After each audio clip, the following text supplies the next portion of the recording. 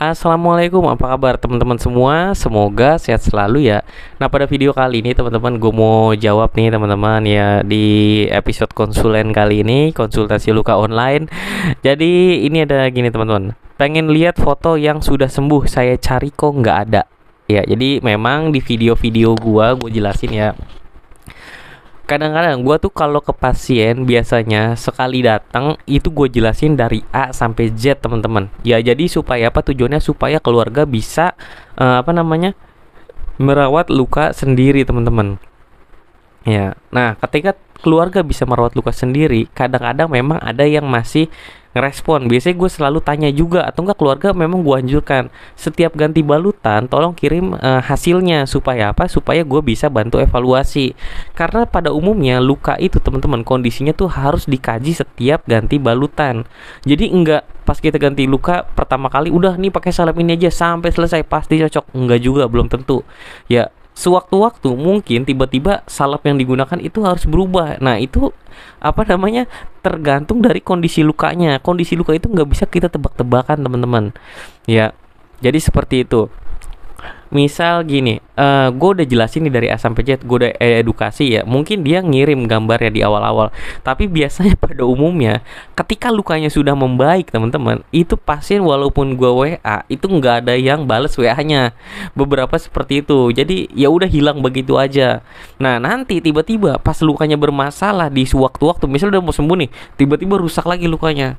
Nah baru nanya lagi, bang ini kok jadi begini ya. Nah itu biasanya gue akan kerepotan teman-teman buat ngejelasin ya, karena gue nggak ngikutin kondisi terkait lukanya. Tapi ya memang ada sih beberapa yang dia tuh selalu kirim perkembangan lukanya. Jadi gue bisa posting teman-teman seperti itu ya, bisa sharing. Tapi kan memang di video ini tuh rata-rata gue kebanyakan ya sekali perawatan udah selesai ya. Jadi kadang-kadang pasiennya gue tanya pun udah cuman centang 2 biru dibaca tapi nggak bales. Banyak juga yang seperti itu.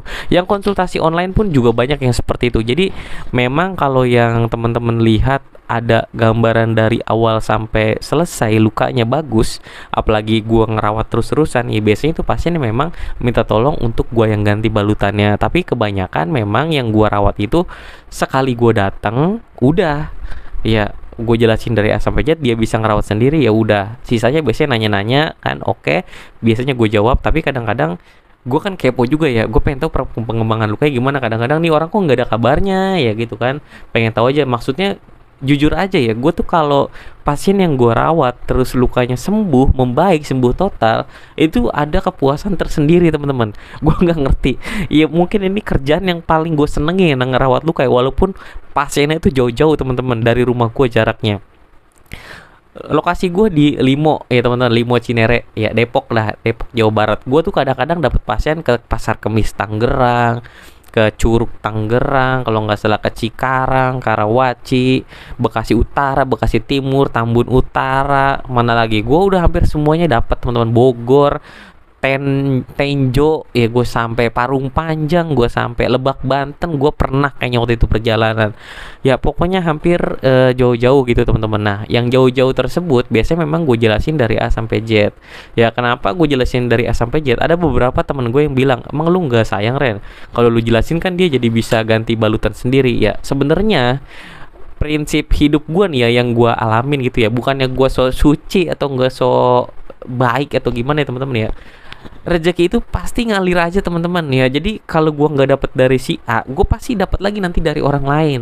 Jadi biasanya pasien tuh gue sekali gua edukasi, gua ajarin cara rawat lukanya ya, biasanya ya dia beli salepnya di gua, beli sabunnya di gua, karena gua juga jual produk yang memang khusus luka, yang memang buatan gua sendiri teman-teman, racikan lah sebenarnya sama orang farmasi ya, yang harganya jauh lebih ekonomis. Karena nggak semua pasien luka itu uangnya, ekonominya bagus, nggak semua finansialnya bagus teman-teman ya. Kalau orang kaya sih oke aja, banyak pilihan, mau pakai salep ini, mau pakai nutup, pakai foam dressing ya. Gue pernah kok ganti balutan yang harganya itu setiap dia ganti balutan 1 juta teman-teman.